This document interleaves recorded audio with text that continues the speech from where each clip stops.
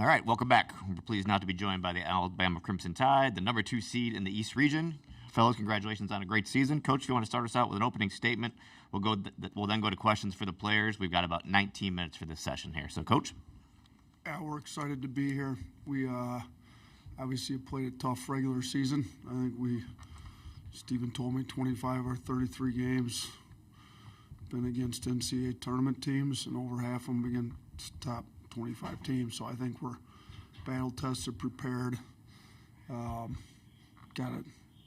all good teams when you get to the tournament. We got a tough team in Robert Morris that's got a lot of confidence, won a lot of games. They play hard. So, I played them a couple times when I was at Buffalo. Speaking of Buffalo, I've been here in Cleveland a few times. We always had our MAC tournament here, so I love Cleveland. We've had a lot of success in Cleveland. This is a little bit closer to Alabama than Spokane, and we had some good times in Spokane and L.A. last year. So we're a little closer to home here in Cleveland, but we just got out of a pretty good practice this morning. I think our guys are ready. Mark's obviously been through it before. Jarin's been through it. I think our younger guys, the new guys, are fully aware of what we have to do. And Mark and Jarin have both had real success in the NCAA tournament. They should play off that. They have confidence knowing that we know what we need to do, but we got to go out and do it. So looking forward to playing the game tomorrow. And then, just kind of getting it started. It's a lot of build up to it, and then can't wait to get out there and get started. Coach, we'll go to questions for the student athletes, starting in the front row here on the right. This question is for Mark. Chris Easterling, Akron Beacon Journal. Being back in Ohio, being back in Cleveland, I know you started your career down in Athens. Just what do you remember about that time at OU, and how is what you did there help make you grow into the basketball player you've become since you've gotten to Alabama? Oh yeah, when I was at Ohio, just spent a lot of time developing, and they did a great job of helping me be the player I am today. And just like you said, I have some experience coming to Cleveland because we've been the past 2 times, and one of those times we had won it all here, and the other times we fell short. But OU, that's I love it. It's a part of me. Go to left side in the third row, please. So, and also for Mark, Chris Renkel, 3 News here in Cleveland.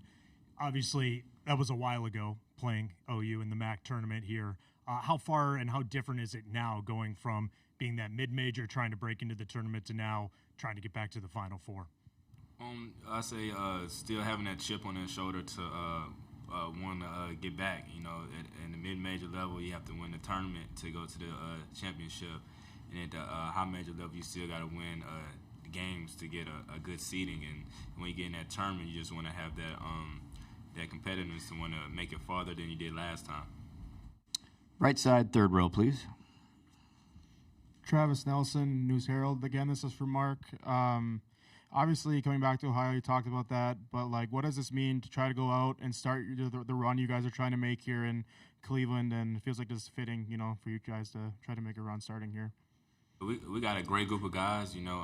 Everybody they work really hard, and we play for each other. And when we're doing that, we're very special. Additional questions for the players. Second row, left side, please. Hunter Desai, Alabama Central. Just a question for Mark or Jarin. What have you been telling kind of the newer players on the team, just how to prepare for the NCAA tournament, given your experience? Jarin, why don't you take that one? Just be confident out there. Just be ready. We prepared our whole lives for this. Just have fun out there, I guess, and be confident. Back to the right side. We'll start in the front row, and then we'll have one in the back as well.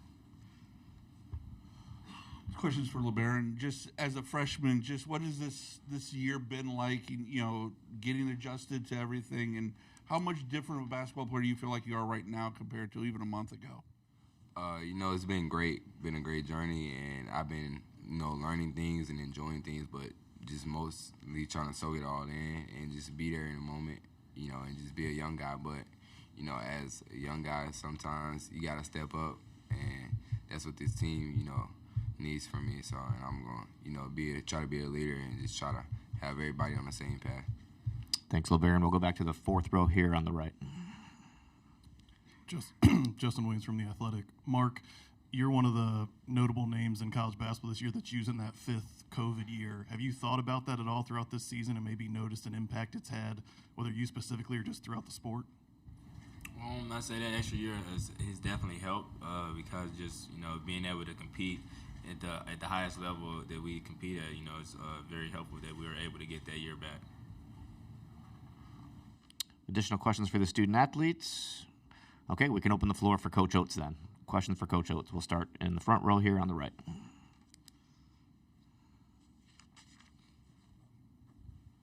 Nate, just at Christie's American Beacon Journal, just wanted to ask you about Mark and your own experiences in the MAC. How much did your experience as a coach in the MAC, help give you kind of a baseline to what to expect from Mark because of the competition you were watching him play against while he was at OU?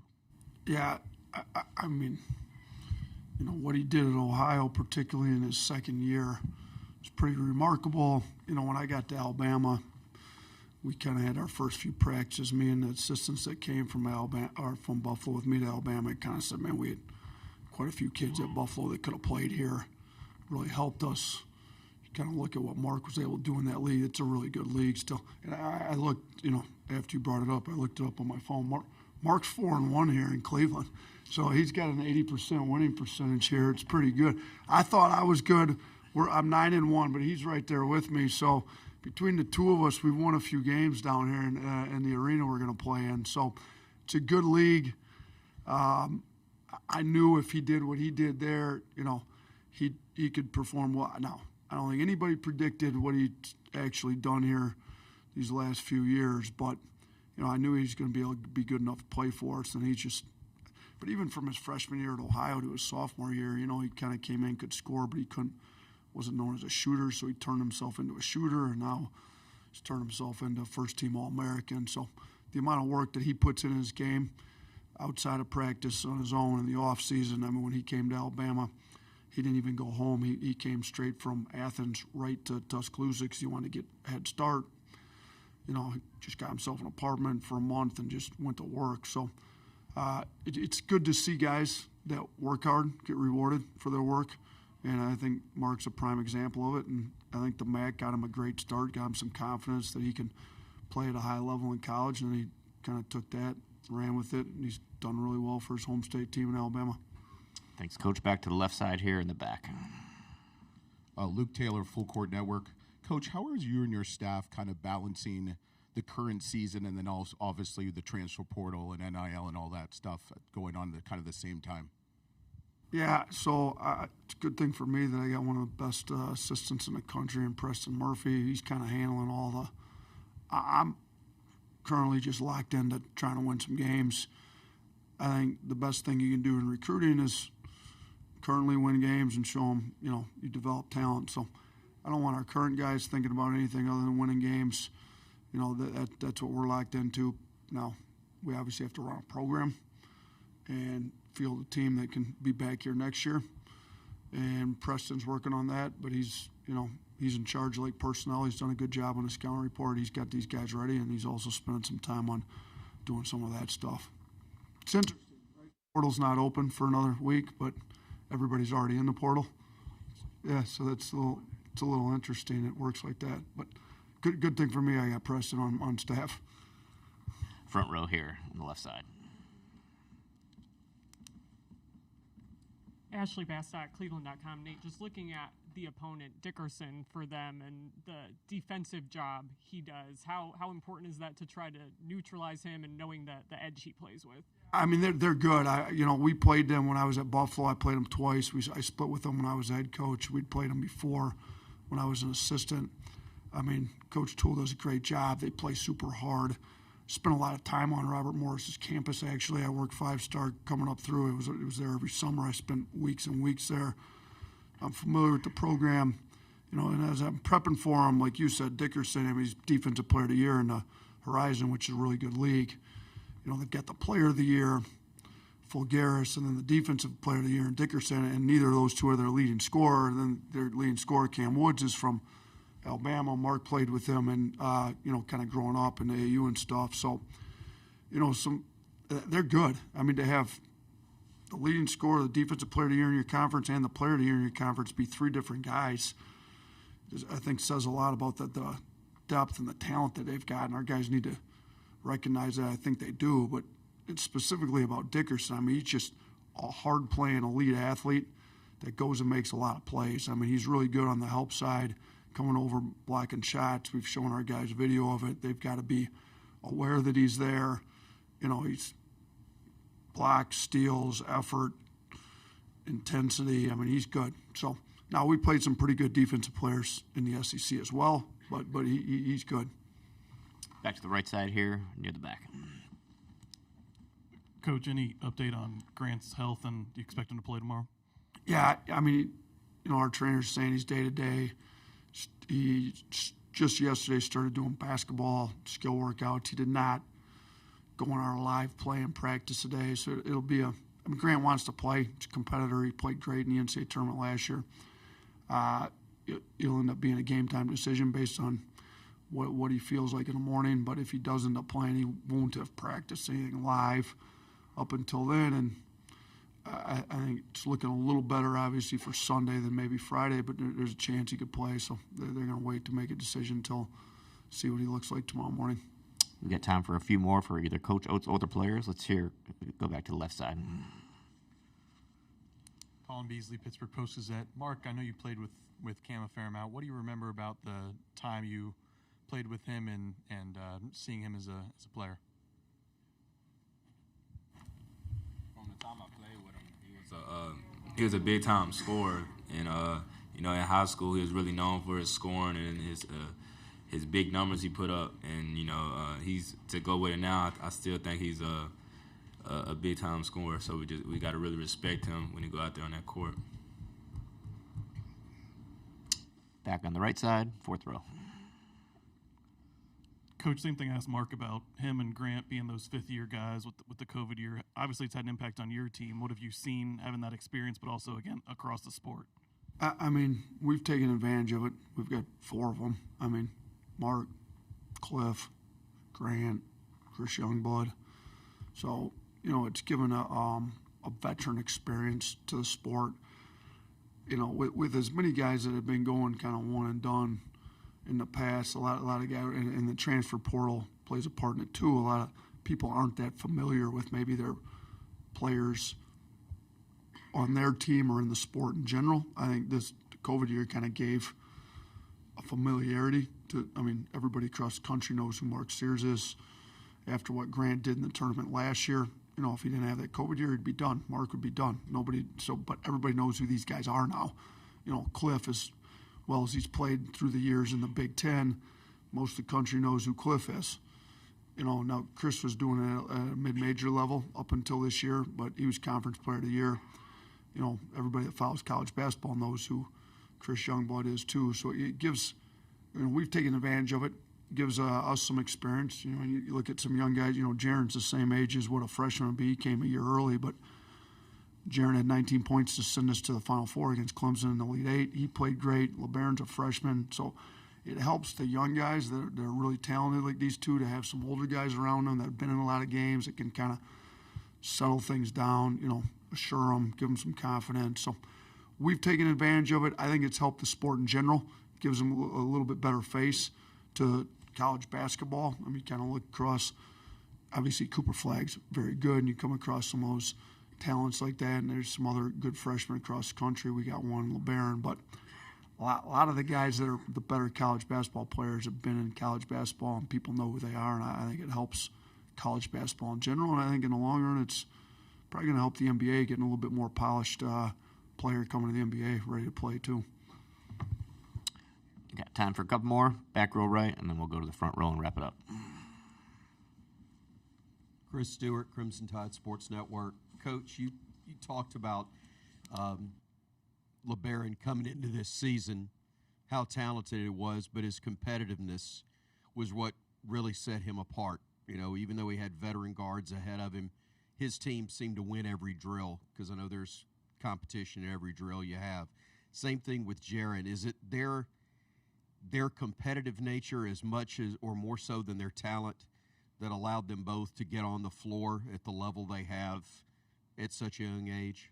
Yeah, I mean, they're both super talented, obviously, and you can see it as you watch them. But, yeah, I think Labaron just walked in with the right mindset when he got to campus this year, kind of walked in like he's got a chip on his shoulder with a lot to prove, and he did have a lot to prove. I mean, he hadn't done anything in college yet. He's a lot of question marks around him, and I think the best way you remove doubt and kind of play with that chip on your shoulder is just compete, try to out-compete, and I think, he's got one of the best guards. I mean, Mark's first-team All-American. He's got arguably the best guard in the country to go against every day in practice, and he took advantage of it. I mean, he got better by going against Mark. I mean, there's a lot of days his team beat Mark's, and I think it made Mark better having a guy like Labaron in there to make him better. Every day in the summer, he couldn't take days off or he's going to lose. So, Labaron competed a lot harder than what a lot of people thought. I think that's what's got him to the point he's got. I think it's made him, Mark, better. And, when Jarin came a year early, I think he made a big jump. He kind of came back driving the ball with a lot more physicality. I think he's got some confidence knowing he's done it at this level already. And shoot, he went 5 of 8 from 3 at 19 points in an Elite Eight game to send his team to the Final Four when he should have been a senior in high school, which is pretty impressive. So to have the competitiveness that these two young guys have, and then to kind of pair it with all the experience we have, is I've had a luxury in coaching this team this year, and hopefully that bodes well for us here in this tournament. Last question, right side, front row. They've talked about the physicality in the SEC this year and how physical it's been, and how much of an adjustment coming into the NCAA tournament are you guys going to have to do dealing with the whistle and the varying whistles you might get here compared to in conference, as well as how much does that physicality you went through in the SEC prepare you for whatever you might see this over this run? I would say it's all about, just finishing your defense, being able to go out and get a stop and just come down with the rebound. And that's, something that we try to do every time.